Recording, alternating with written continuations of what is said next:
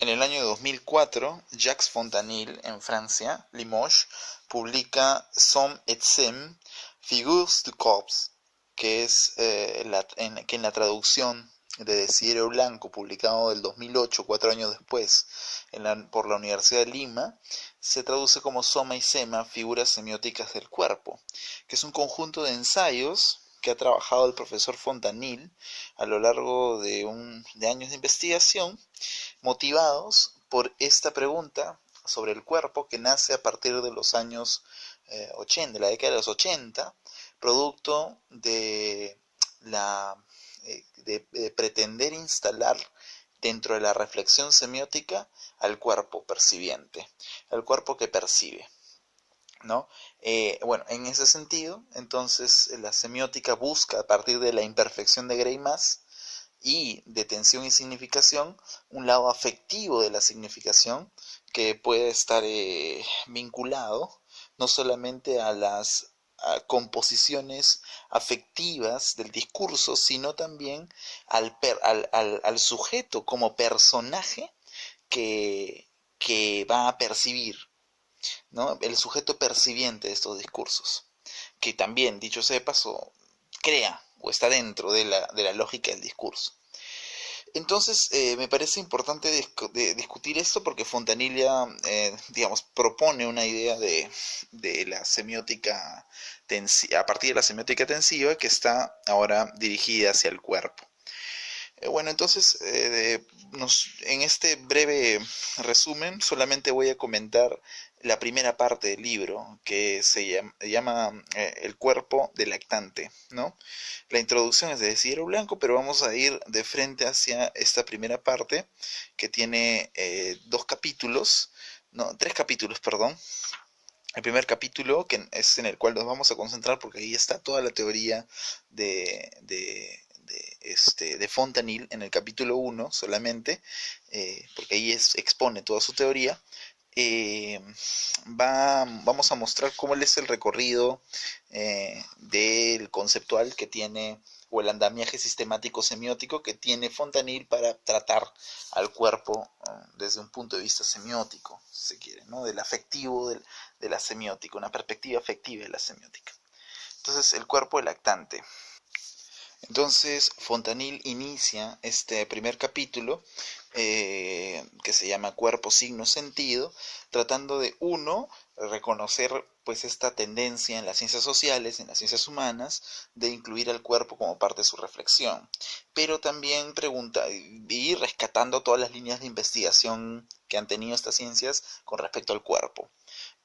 Como acto segundo, Fontanille va a decir que, bueno, si ya se ha dicho mucho sobre el cuerpo, ¿por qué la semiótica tendría que decir algo, ¿no? Si quizás un poco Fontanille hace esto con el ánimo de diferenciar el aporte semiótico con respecto a la reflexión del cuerpo de las otras ciencias humanas. Entonces Fontanille dice, bueno, en principio, de lo que estamos hablando a partir de los años 80 en semiótica francesa, desde la imperfección de Greimas, es en la inclusión dentro del sistema, del discurso, del análisis del análisis semiótico, de la articulación de la acción y las pasiones, ¿no? Entonces la semiótica y las pasiones no es, bueno, fue visto en el libro, paradójicamente, que se llama Semiótica y las pasiones, escrito por Greimas y el mismo Fontanille.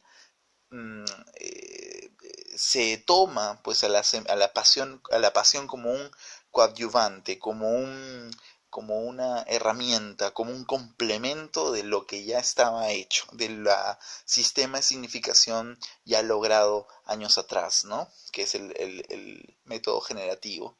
Entonces Fontanille dice, pero de lo que se trata no es que las pasiones y la acción resulten accesorios, ¿no? Incluso perturbaciones o disfunciones, ¿no? De las secuencias narrativas, del análisis semiótico clásico, sino más bien que hay que considerar que la semiosis, es decir, el proceso de creación de significación, ¿no? En un fenómeno dado, que este proceso está atravesado o implica desde ya un sistema, o no un sistema, sino una profundidad pasional, ¿no? Es decir, hay que reconsiderar el lugar de las pasiones dentro de la semiosis. La semiosis es afectiva y dentro de la semiosis también se guarda el registro de la acción. Por tanto, dice Fontanil, si es que hay acción y si es que hay pasiones dentro de la semiosis, entonces hay cuerpo, ¿no? Hay cuerpo. Hay un cuerpo percibiente, hay un cuerpo las pasiones, ¿no? Entonces Fontanil dice que no se trata de que el cuerpo sea un complemento de la teoría ya hecha, sino que como el cuerpo, al ser introducido dentro de la reflexión semiótica, puede descomponer y articular una nueva teoría, no para fortalecerla, sino para producir una nueva metodología, ¿no? Una nueva perspectiva. Y eso creo que es la perspectiva también que tiene Fontanil de la semiótica de las pasiones, de semiótica y tensión y significación, libro escrito con con Claude Silverberg. Bueno, entonces Fontanil dice una semiótica del cuerpo es deseable, ¿no? No lo es para reforzar una semiótica de las pasiones, estoy citando, ni para adecuarse a las modas intelectuales, sino por el contrario, para abrir un nuevo dominio de investigación, ¿no? Y acá hay algo que me gusta mucho de Fontanil, creo que es una de las mejores partes que tiene de esta introducción, y Fontanil dice en la página 21, el cuerpo había sido excluido de la teoría semiótica por el formalismo y sobre todo por el logicismo que prevalecía en la lingüística estructural en los años 60. Esto es cierto, ¿no? El logicismo y la semiótica pues gramatical, la semiótica regenerativa, la semiótica estructuralista, no puso ni mayor acento ni mayor atención a la consideración de la semiótica del cuerpo dentro de su composición, ¿no? Entonces las nociones sobre la semiótica del cuerpo son, digamos, no registradas, ¿no? No están registradas dentro del recorrido generativo de la significación. Y lo que dice Fontanil es que, bueno, el plan es marcarle una posición al cuerpo dentro de este sistema, ¿no? No para reforzarlo ni ser un ayudante, sino para cambiarlo, desestructurarlo y complejizarlo bajo una problemática. Entonces, estamos aquí ante el hecho de que el cuerpo es un paradigma para un método clásico de la semiótica, ¿no? Y Fontanil sigue hablando de esto en la introducción, va a pretender hablar de cómo pues la idea del cuerpo va a estar inmiscuido dentro de la semiosis. Y si el cuerpo está inmiscuido en la semiosis, entonces Fontanil dice el cuerpo está mediando la semiosis, ¿no? El cuerpo es un mediador de la semiosis. El cuerpo es la fuente por la cual se gesta el sentido y la significación. ¿Qué significa esto? Que si en la semiótica tradicional todo giraba en torno al cuerpo, al plano de la expresión, es decir, al plano del, digamos, de manifestación, el plano significante, el plano de la expresión lingüística, como James lo decía, pues el plano de la forma significante. El plano del contenido correspondía más bien en la semiótica tradicional al discurso, los temas, al nivel de la significación, del significado abstracto, ¿no? Pero esto qué quiere decir que el cuerpo esté mediando la semiosis, que el cuerpo está en el medio, articulando el plano de la expresión y el plano del contenido, ¿no? El cuerpo articula el campo significante y el campo de significado. El cuerpo es el que determina si la manzana, estoy agarrando un ejemplo de Fontanil de semiótica del discurso, si la manzana roja, el plano de la expresión, está madura, el contenido, o si es tentación o prohibición o veneno, no sé, ¿no? Depende del desplazamiento del cuerpo. Pero evidentemente Fontanil hace una disquisición más, va a decir que cuando él habla de cuerpo, evidentemente no es en el registro de la psicología, no va a hablar del cuerpo a nivel psicológico, es decir, el cuerpo que siente y el inconsciente del cuerpo, sino va a hablar del cuerpo a nivel de la acción, al nivel de el personaje, ¿no? El cuerpo del personaje, el cuerpo del actante. ¿Qué actante? ¿Qué personaje? Es el actante que está interactuando en el discurso. Cuando un sujeto percibiente siente una presencia, por ejemplo, a lo lejos o cerca de él, o de ella, esa presencia y esa interacción de experiencia sensible forma parte de un registro de la acción, según Fontanil. Es decir, forma parte de una dimensión que puede ser del relato narrativizable, pero no narrativizable bajo la lógica, sino narrativizable en tanto que el sujeto percibiente entra en una interacción, entra en un campo de acción frente a la presencia, ¿no? Entonces la semiótica de la acción está centrándose en la interacción del cuerpo percibiente respecto a una presencia, ¿no? Pero esta visión, esta perspectiva narrativa es lo que le interesa a la semiótica y desde la cual va a observar el cuerpo. El cuerpo no es el cuerpo físico, no es el cuerpo biológico al cual se está refiriendo Fontanil, sino más bien es el cuerpo digamos, el cuerpo temático, el cuerpo narrativo, el cuerpo del personaje, el cuerpo del actante, ¿no? Pero ojo, repito, no narrativo en la perspectiva de la semiótica estructuralista, es decir, no desde el logicismo, sino es un cuerpo que nos permite traslucir en su acción no la lógica, sino lo alógico, es decir, los actos fallidos, la torpeza, la peripecia, la indisposición del cuerpo incluso, ¿no? El lapsus, los fragmentos, el tropiezo, el accidente, todas esas figuras que surgen a partir de poner al cuerpo dentro del sistema de la percepción semiótica, aparecen como forma de una lógica de la acción, de una semiótica de la acción, ¿no? Entonces, esa es la perspectiva que va a tomar Fontanil. Al menos desde una perspectiva que incluso favorece mucho la sociología, sobre todo de Bruno Latour, que ya tiene pues una concepción de relaciones sociales en torno a actantes, ¿no? Él dice que en su sociología lo que le interesa es la presencia del actante como sujeto relacional de la sociedad, ¿no?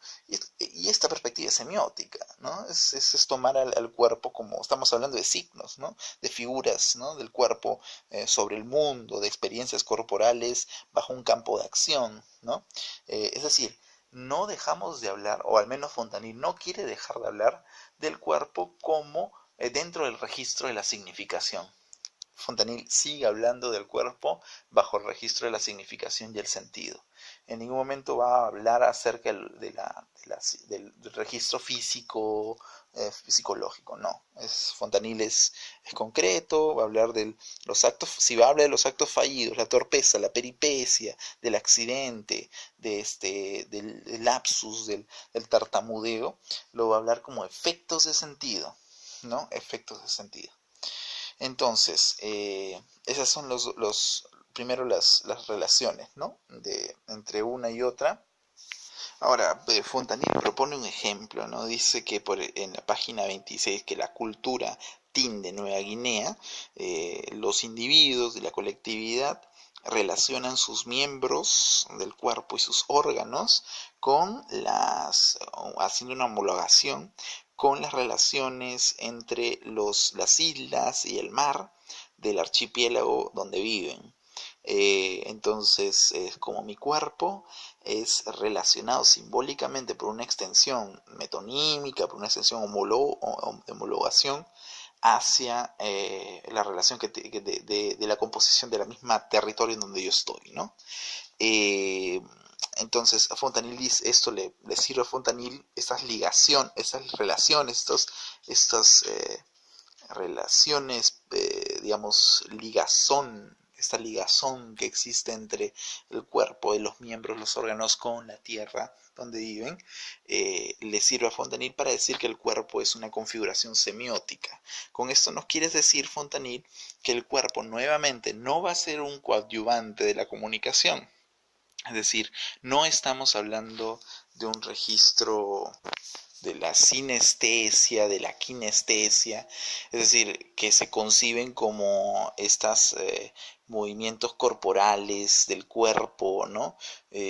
O esta transmisión de comunicación del cuerpo a través de los gestos. No se está hablando de esta sinestesia, ni de una senestesia, ¿Por qué? Porque en este caso, cuando nosotros hablamos de la semiótica de los gestos, estamos hablando de cómo el cuerpo es simplemente un ayudante de la comunicación. O sea, yo quiero comunicar un significado y el cuerpo me sirve para, a través de los gestos, comunicar ese significado. Fontanil no cree en eso y esto lo deja en claro en un artículo que escribe mucho antes de Soma y Sema.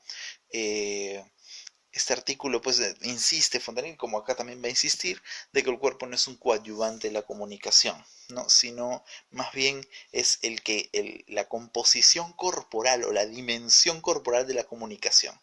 No hay que confundir entre la dimensión corporal de la comunicación o de la semiosis y tener al cuerpo como un ayudante de la comunicación. De aquí cito a Fontanil, ¿no? Dice Fontanil que es la semiótica gestual y mimo-gestual, ¿no? Se basa en este sentido de que el cuerpo sirve para la comunicación, ¿no? Acompaña la comunicación verbal, la suple, en algunos casos la sustituye, ¿no? Yo puedo hacer un gesto y la otra persona puede entender la comunicación que le estoy transmitiendo, ¿no? De que se vaya, de que se quede, o etcétera. Pero esto, eh, está tomando al cuerpo como un ayudante de la transmisión de la comunicación, ¿no?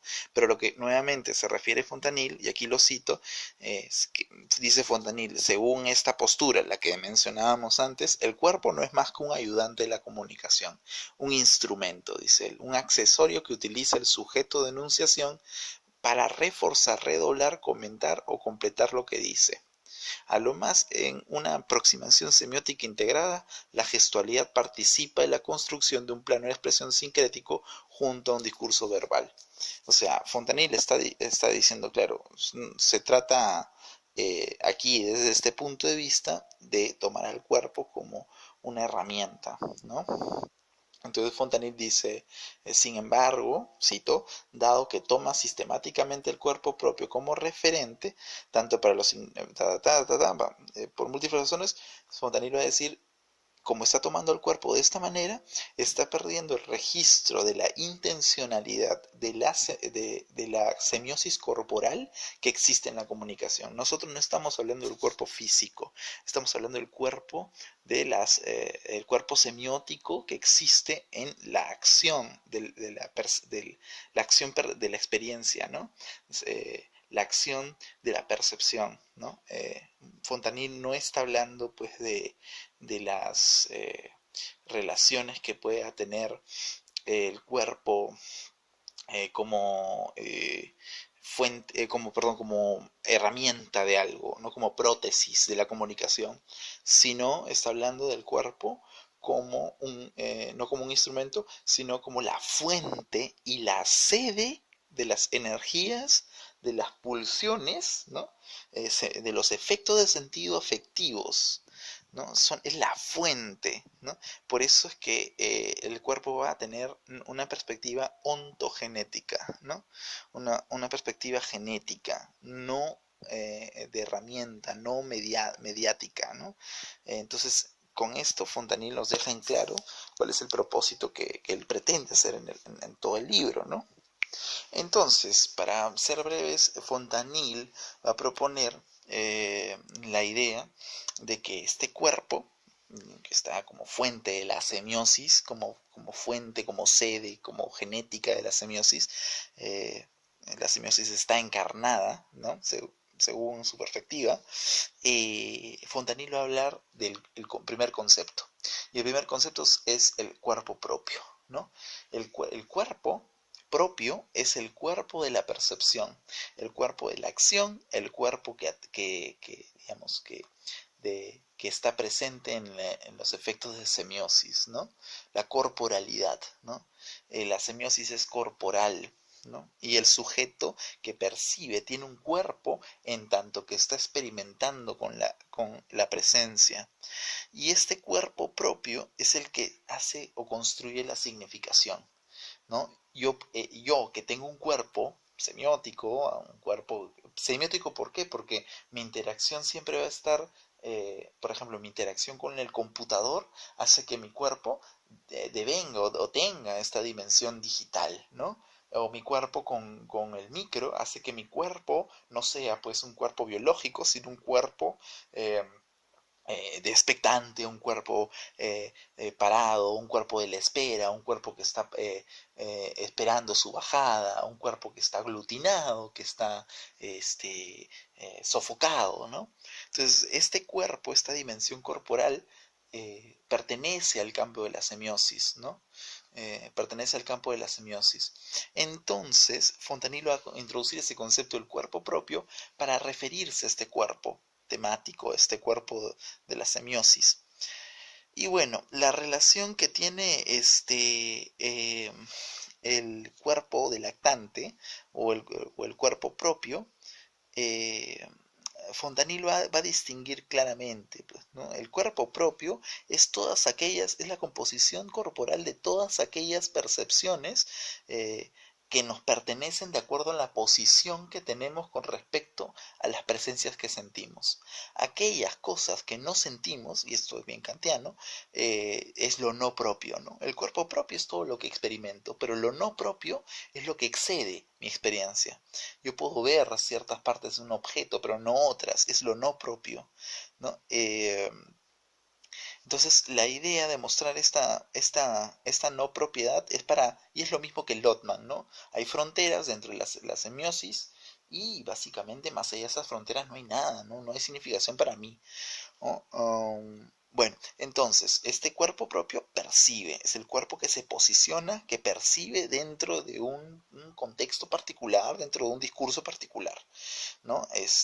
Bueno, el Quijote, por ejemplo, tiene un cuerpo propio dentro del discurso literario, ¿no? Por ejemplo. Bueno, entonces, Fontanil va a decir de que este cuerpo propio, los cuerpos sociales devienen en actantes, ¿no? El cuerpo se convierte en personaje constantemente. Y, bueno, por ejemplo, te citaba el cuerpo o te decía el cuerpo de Quijote, ¿no? O el cuerpo del mismo artista cuando se proyecta en su obra, o el cuerpo que yo creo en una autobiografía, ¿no? Que estoy creándome un cuerpo. Y aquí Fontanillo va a ser preciso, ¿no? Este cuerpo propio tiene una doble identidad. Y esta doble identidad se parece mucho, tiene mucha deuda con respecto al psicoanálisis, ¿no? Porque en el psicoanálisis tú puedes ver de que existe, bueno, en el psicoanálisis tradicional, una doble dimensión, que es el consciente y el inconsciente, ¿no? Una doble, Freud tenía otras. Y esto no es gratuito. Fontanil recoge para armar su teoría del cuerpo las lecciones de la psicología corporal de Didier Anzieu. Y Didier Anzieu es un psicoanalista que ha explorado. Y de hecho toma de Didier Anzieu esta composición del cuerpo a través de que manifiesta una doble identidad. Y esta doble identidad es la siguiente. Primero, el cuerpo propio, la vista corporal, la vista del cuerpo como el percibiente, como la membrana consciente, si queremos, y también la carne como la dimensión energética, como el centro de referencias, como el núcleo sensoriomotor, como el principio de resistencia y como el impulso material. Esto es muy, ¿no? En Fontanil parece definir la carne como el lado inconsciente, ¿no? Mientras que el cuerpo propio es el lado consciente. Pero las diferencias son bastantes, ¿no? Fontanil no se está refiriendo al mi carne, es decir, a la segunda identidad del cuerpo, como un inconsciente, porque el inconsciente es asignificativo, el inconsciente no o sea, Lacan decía, el inconsciente es como el lenguaje, pero no tiene significación per se.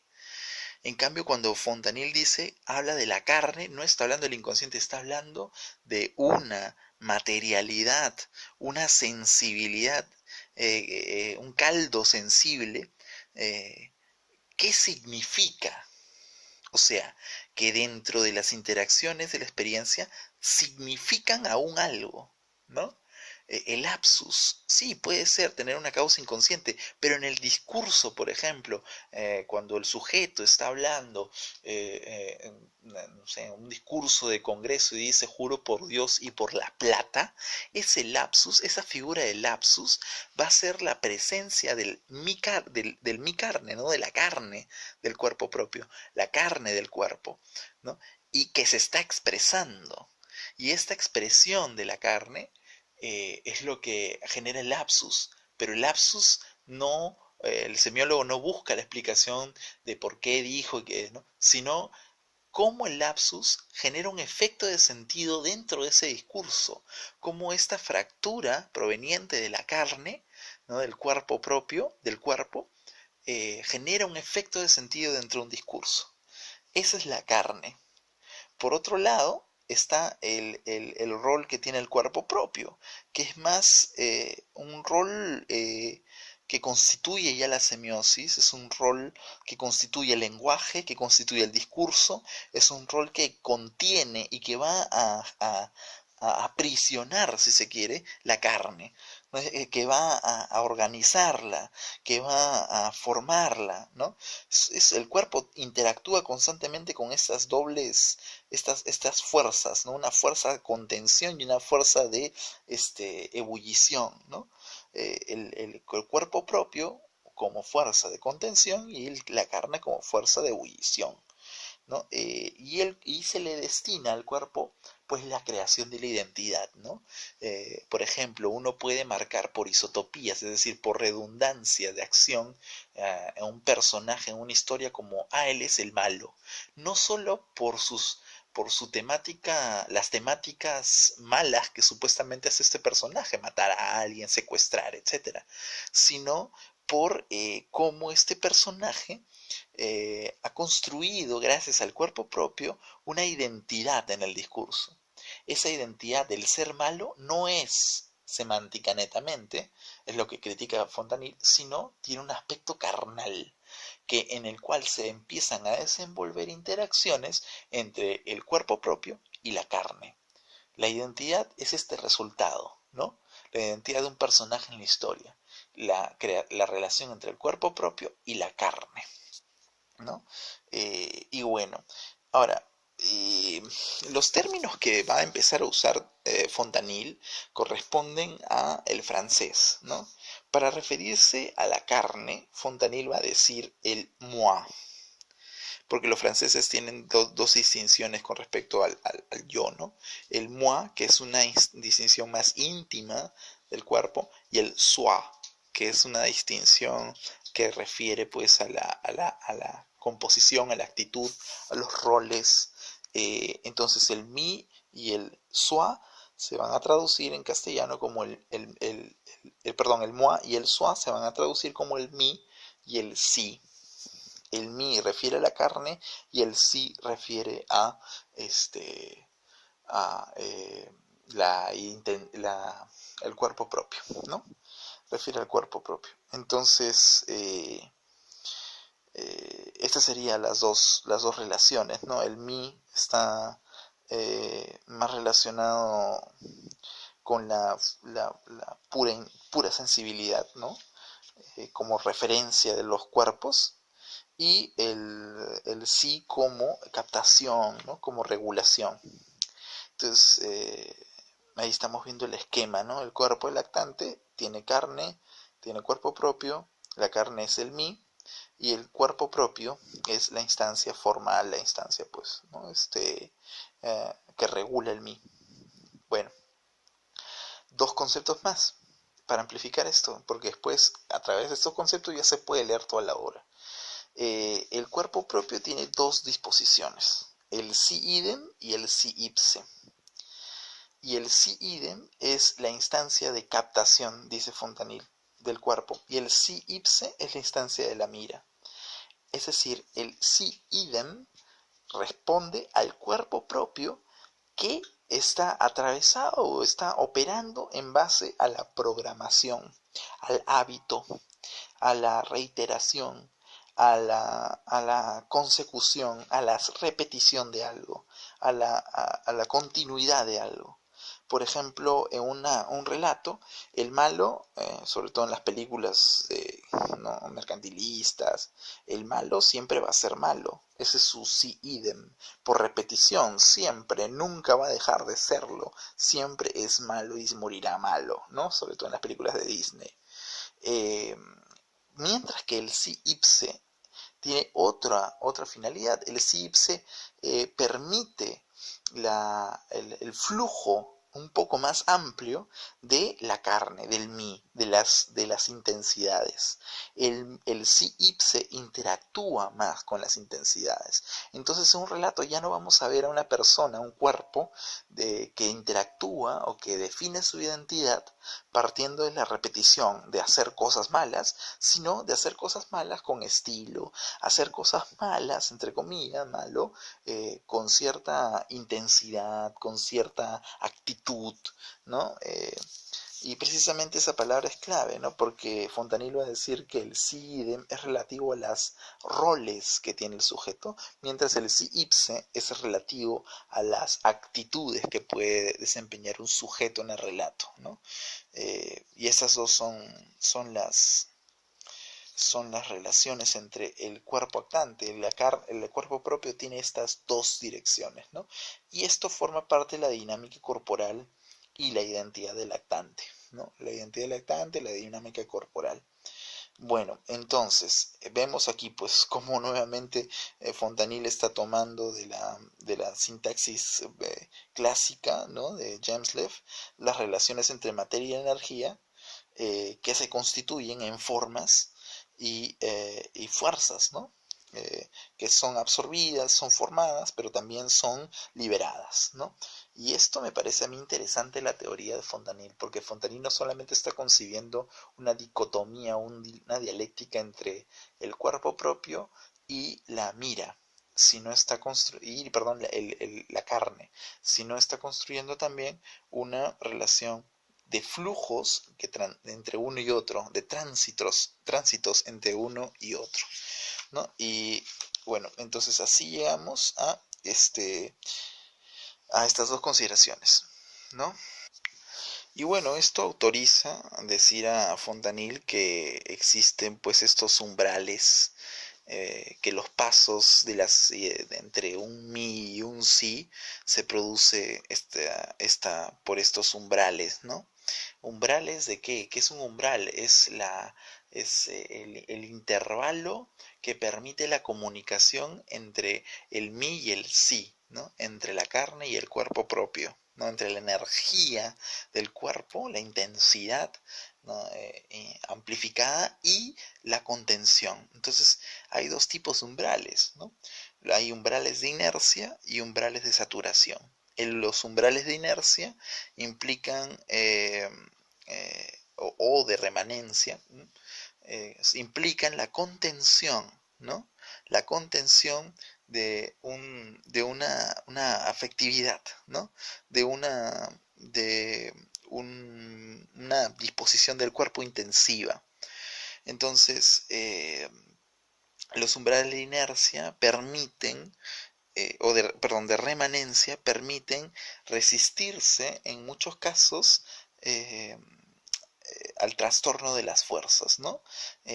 Se pasa, pues, por ejemplo, yo puedo estar muy enojado, pero de pronto me contengo, es un umbral de remanencia, o puedo estar muy tranquilo y de pronto aparece o ebulle una emoción que va definiendo mi identidad de enojado, y eso construye pues una umbral de remanencia. O sea, hay un paso que pretende contener una emoción. Tengo los puños apretados, voy a pegarte, ¿no? La significación de mi discurso implica una cierta contención, implica que hay un umbral de remanencia que está en acto. Pero también hay umbrales de saturación, ¿no? Cuando las intensidades o uno está digamos, inmerso pues en la experiencia del cuerpo, de las fuerzas que animan mi cuerpo, de la energía. Si yo estoy ahí inmiscuido, inmerso, y tengo pues como en el lapsus, no tengo la posibilidad perder incluso mi identidad y de no reconocerme, entre comillas, ahí finalmente participa un umbral de saturación, ¿no? Hay un umbral de saturación que está participando dentro de mi sistema corporal, ¿no? Dentro de la dimensión corporal, ¿no?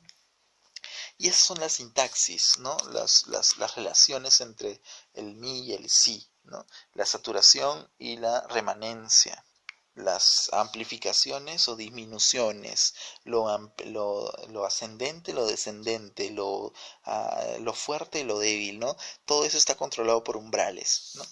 Y bueno, entonces, digamos que esa es la relación entre una y otra. Finalmente, porque no vamos a entrar en muchos detalles, Fontanil habla de los tres ejes de la identidad, ¿no? Los tres ejes de la identidad implica que una profundización a las relaciones entre el mí, el si idem, ¿no? Y el si ipse, o sea, entre el mí y las dos identidades, la doble identidad del cuerpo propio. El mí va a interactuar, a veces se le va a permitir un flujo, o a veces va a ser contenido, o a veces va a ser liberado, ¿no? Y cada una de esas interacciones va a formar diferentes efectos de sentido. ¿Qué es lo que les implica al semiólogo? Diferentes acciones del lactante, diferentes regímenes de acción, ¿no? Fontanil, por ejemplo, va a decir que la memoria va a ser un marcaje o una marca que va a aparecer como figura semiótica dentro de procesos colectivos, ¿no? La memoria de alguien desde el punto de vista semiótico, el conjunto de las figuras corporales que aparece producto de la interacción entre el mí y el sí, cómo se ha adecuado esa memoria, ¿no? Si es una memoria como Funes el memorioso, entonces hay una concentración, ¿no? Hay una... hay una concentración, hay un conformismo en la secuencialización de contar la historia, pero si es una memoria en la que interviene pues un deseo, una energía liberada y el relato se empieza a contar con una alegoría diferente, una euforia diferente, entonces pues el mí ahí tiene un paso y que está tomando pues una originalidad en el relato, ¿no? Entonces Fontanillo va a presentar este cuadro y va a decir que el mi, el si idem y el ipse van a ser un montón de relaciones. Por ejemplo, una de ellas, cuando el mi está en libre disposición con el mismo sobre el si idem, es decir, sobre los roles de los cuerpos, va a haber una inadvertencia, una distracción. Cuando el sujeto pierde su rol, hay una distracción. Cuando yo, que acostumbro a ser malo y de pronto hice una acción buena, entonces hay una distracción. O hice un arrebato innecesario, fue una distracción que quebró mi identidad, ¿no? Quebró mi identidad. O si, por ejemplo, el SIDEM, es decir, el lugar de los roles temáticos, de mi personaje que yo estoy, en mi identidad, la identidad de mi personaje a la cual yo estoy ejecutando, contiene el mi carne, entonces es una concentración. Cuando lo contiene es el conformismo, la adecuación a las normas, ¿no? Por otro lado, en cambio, está el CIPSE, que le da un poco más de respiro al mi referente, ¿no? Al mi carne. Y el CIPSE va a ser, por ejemplo, el esfuerzo, la concentración, ¿no? El esfuerzo de un estudiante por querer pasar su clase. Ese ya no es un estudiante que lo hace por repetición, sino lo hace por una actitud, ¿no? Las actitudes que tiene el personaje, ¿no? Que son zonas de identidad o de acción semióticas que permiten a diferentes tipos de aparición de figuras de los cuerpos en el relato, ¿no? En este caso, el esfuerzo por hacer algo, ¿no? El arrebato también es cuando se quiebra totalmente la relación entre el mi y el si ipse. El de paso al acto del arrebato es cuando ya no quieres saber nada ni actitudes, entonces empiezas o estás más ligado pues a la composición energética, a la composición de las fuerzas, tu acción se confunde con respecto a las energías o a las intensidades, ¿no? Y bueno, entonces, ya para terminar, esta es la teoría así a modo simple. He pretendido resumir muchas de las partes, creo, más interesantes de la lectura de Fontanil, al menos del primer capítulo. Fontanil va a hablar pues de iconicidad, también va a hablar de sintaxis figurativa, va a poner ejemplos, sobre todo el relato de Zoe la cíclope. Pero bueno, esta es una buena introducción para meternos en la lectura, por zambullirnos en la lectura, ¿no? Que de Jacques Fontanil, Soma y Sema, figuras semióticas del cuadro.